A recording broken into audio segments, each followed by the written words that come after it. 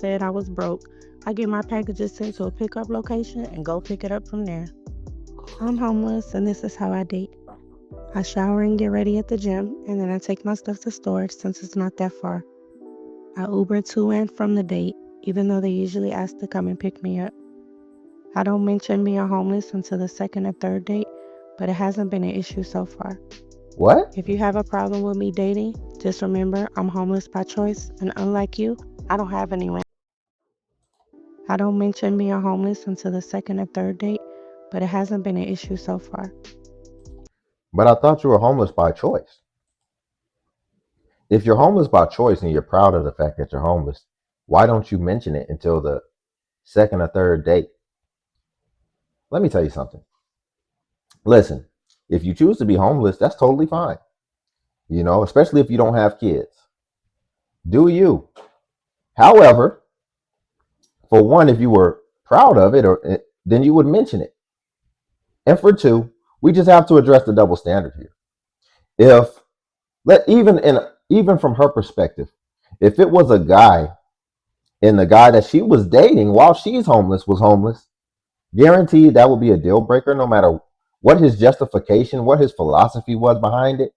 She would look at that and she would probably even think less of him and call him a bum. So, are we going to keep that same energy is what I'm wondering. Because regardless how you try to philosophize it, whatever the word is, regardless how you try to frame this, what type of goofy mindset is it that you just want to be homeless out here and that's how you want to be living? Hey, do you? But if you were proud of it, then you would just bring it up on the first date. And you have to beware about this because you really shouldn't be hiding any information like that, especially something important like that. You should let somebody know. And see, she seems like the type of person that, like, if she had a lot of kids, would hide that until the third date. Little things turn into big things. So you have to watch that type of stuff. Y'all, before we get into the next clip, if you could like the video, I'd greatly appreciate it. It only takes a second and it helps me out tremendously. So if you could do that, I would greatly appreciate it. Now let's go ahead and get into the next clip.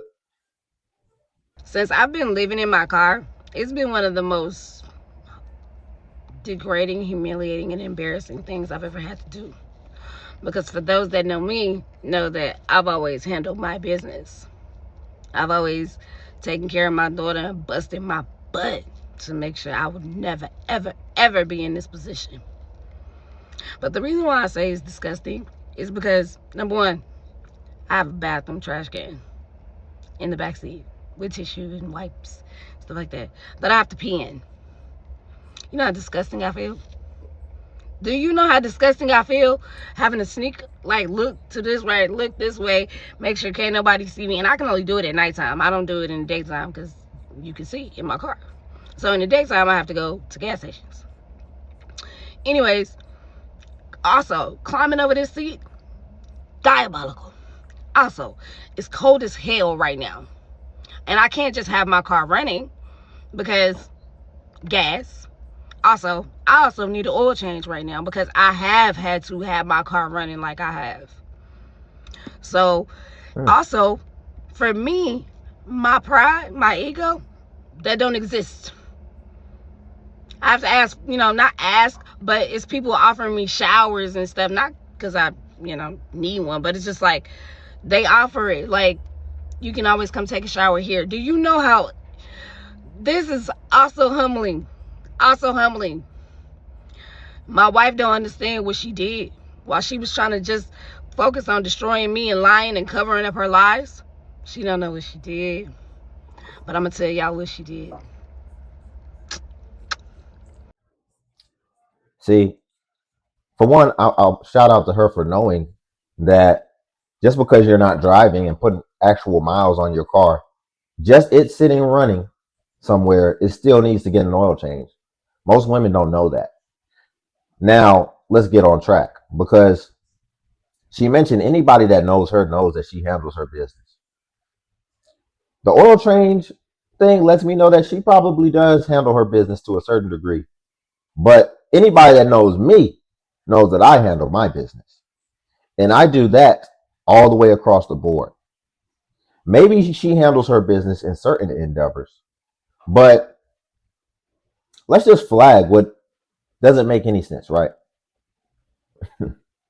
She said her wife.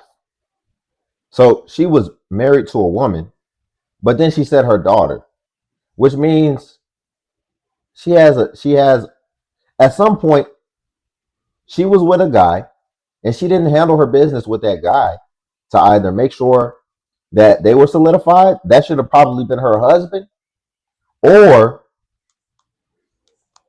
to even be organized in her brain to know what she actually likes, whether that be women or men. I don't know. But something within her mind is disorganized, and it's going to be hard to handle your business in that regard. But, now she's in this position and she's blaming it on her wife. But I'm guessing you had your child before you even met your wife.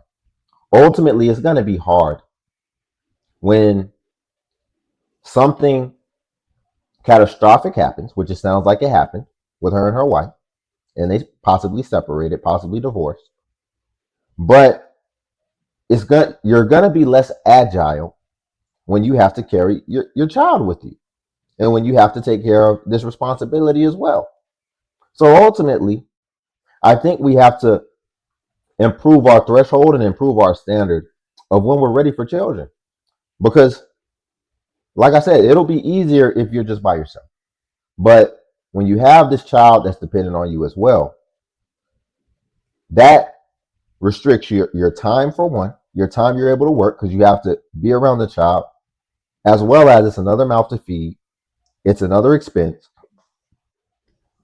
and ultimately it can be draining of your energy as well, which if you were single and had no kids, you would have more energy to be able to work more if necessary, at the very least for this period, in order to get yourself out of the situation and get back to sustainability. We just came into our house. It was rented by a Section 8 person. They lost their voucher and they lost their housing. Look at those yellow blinds. We gave this to them like brand new carpet, brand new everything. Look how it looks. Holy smokes. Holy smokes. Holy smokes. It's bad. Look at that. What the fuck? Y'all think about this situation. So there's a video going around of a lady, right? In this video, she's saying that her and her boyfriend got into it, y'all, and she is on Section 8, right? And so he goes up there to the Section 8 office and he reports to them people that he has been living in her apartment with her, y'all. And they question him and they're asking him like, do you have any proof of this? And he's like, yeah, sure. And he hands them an envelope, a piece of mail that he has gotten at her home with his name on it, y'all. And them people turn around and they evict her. Well, not evict her. Well, they do evict her, but they terminate her Section 8, y'all. See, that's why I come and tell y'all, when y'all want stuff like that, y'all cannot be letting a man come up in there and stay with y'all. Matter of fact, y'all can't be letting nobody come up in there and stay with y'all, because the first thing people do is get upset with you and they want to run and tell it on you, and then you end up in situations like this. Y'all got to be more careful, for real. Y'all got to let me know what y'all think about the situation. I do feel like the situation is sad because I don't know if that lady had children or not, but I'm sure she probably did have kids. And now that lady is put into a situation now where she has to go out and find housing for her and her children, y'all. Immediate housing for her and her children, because Section 8 gave her only 24 hours to be out of this apartment, y'all. So think about this, right? Because I feel like she's coming at this all wrong. But the premise is right.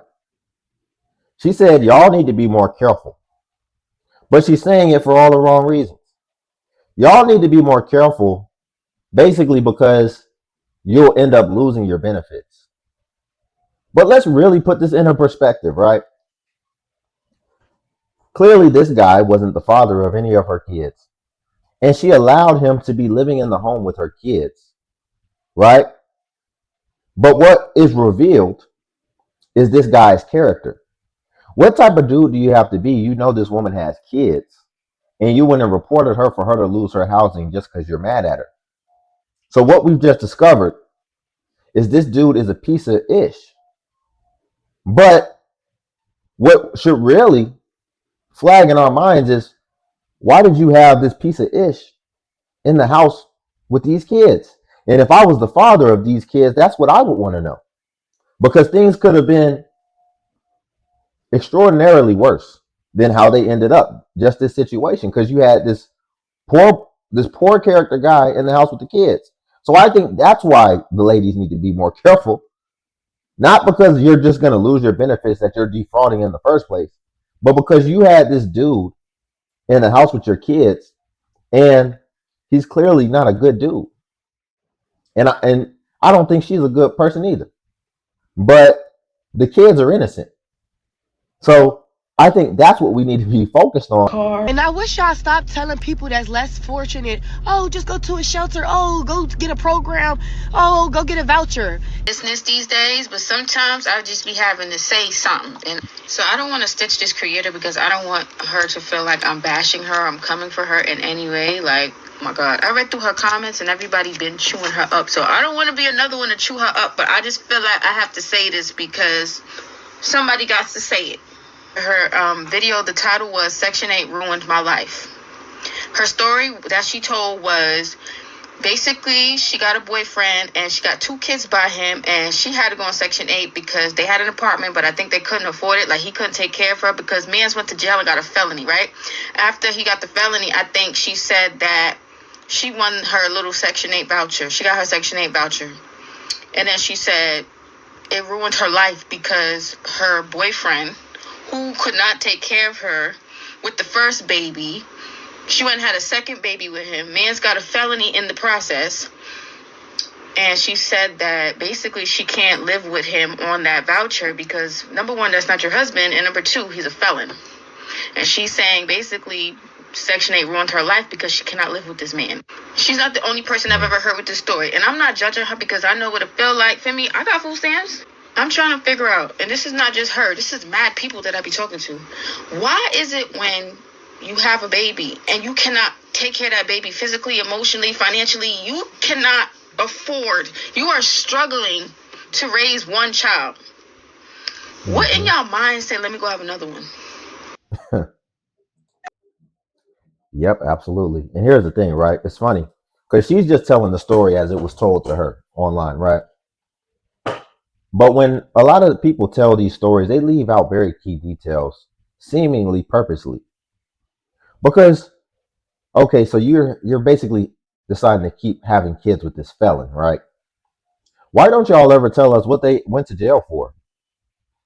Because I think then it would be a lot more egregious, and then we'd really be looking at you with the side eye.